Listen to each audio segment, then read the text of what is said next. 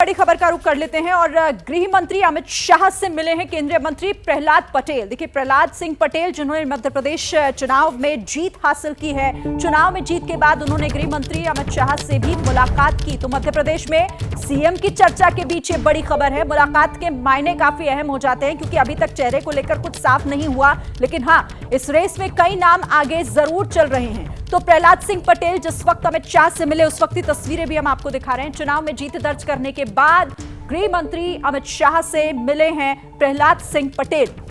अब क्या मुख्यमंत्री की चर्चा को लेकर भी कोई मुलाकात में कोई बातचीत हुई है, ये देखना होगा क्योंकि अभी तक चेहरा कौन हो सकता है ये साफ नहीं है, नाम भले ही कई हैं। ब्रजेश का रुख कर लेते हैं, ब्रजेश से इस पर बात करेंगे। ब्रजेश, आपके पास क्या जानकारी, क्योंकि चेहरा अभी तक फाइनल नहीं किया गया है, लेकिन जिस तरीके से मुलाकातों का दौर जारी है उससे कई चर्चाएं और गर्म हो रही है। देखिए, जिस तरीके से बीजेपी ने शिवराज सिंह चौहान को साइडलाइन करके बहुत सारे चेहरे उतारे थे और यही संदेश देने की कोशिश की थी उस इलाके की सीट सुधर जाएगी। हर इलाके के लोग मान रहे थे कि उनका व्यक्ति जो बड़ा नेता है मुख्यमंत्री बन जाएगा। तो पहले तो यही लग रहा है कि हो सकता है शिवराज सिंह चौहान को ही कंटिन्यू किया जाए क्योंकि मुख्यमंत्री के तौर पर उनका कार्यकाल ठीक रहा है और अभी लोकसभा 6 महीने बाद लोकसभा चुनाव है, तो उसमें एक लोकप्रिय नेता की जरूरत है और जो मेहनत कर सके।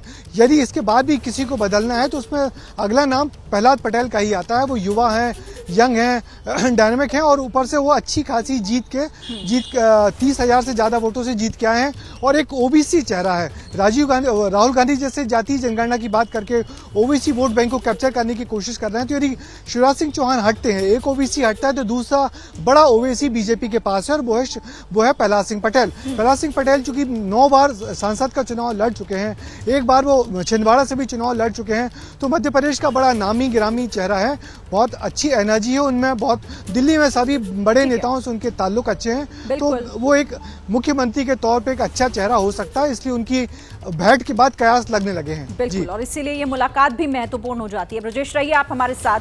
और इस जीत के बाद अब क्या तैयारी फाइनल की है? फाइनल मतलब 2024, क्योंकि सेमीफाइनल के विनर अब फाइनल पर है पूरी तरह नजर। रणनीति किस तरह से जीत जो है वो पक्की करेगी, ये आपको यहां पर समझाते हैं। देखिए, 2023 की रणनीति, मोदी के चेहरे पर लड़ा गया चुनाव। दूसरी तरफ 2024 में जीत पक्की, एक बार फिर मोदी ही चेहरा होंगे, यानी प्रधानमंत्री नरेंद्र मोदी का चेहरा, यानी जीत की गारंटी बीजेपी के लिए।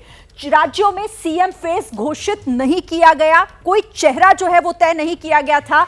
अब 24 में जीत पक्की कैसे? राज्यों में जीत का फायदा मिलेगा, यानी इसीलिए तो इसे सेमीफाइनल कहा जा रहा था ना। देखिए, 23 की रणनीति क्या? चुनाव में केंद्रीय मंत्रियों को उतारा गया और 2024 में इसका असर क्या हो सकता है कि महिलाओं का साथ मिलेगा, महिला आरक्षण का फायदा मिलेगा और इसीलिए इसे एक जीत की गारंटी के तौर पर देखा जा रहा है। 2023 की रणनीति के तहत कई सांसदों को चुनाव लड़ाया गया, चुनावी मैदान में उन्हें उतार दिया गया।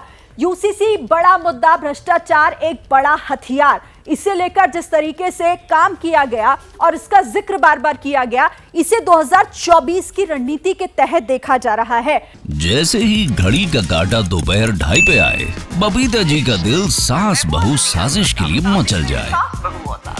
और ये है इनकी बहू, पूरे दिन ऑफिस की टेंशन हो जाए गॉन जब ये करें अपना फेवरेट शो फ्री टाइम पे ऑन। इनकी तरह आप भी देखिए अपना फेवरेट शो अपने टाइम पर और डाउनलोड कीजिए एबीपी लाइव ऐप अपने स्मार्ट टीवी पर।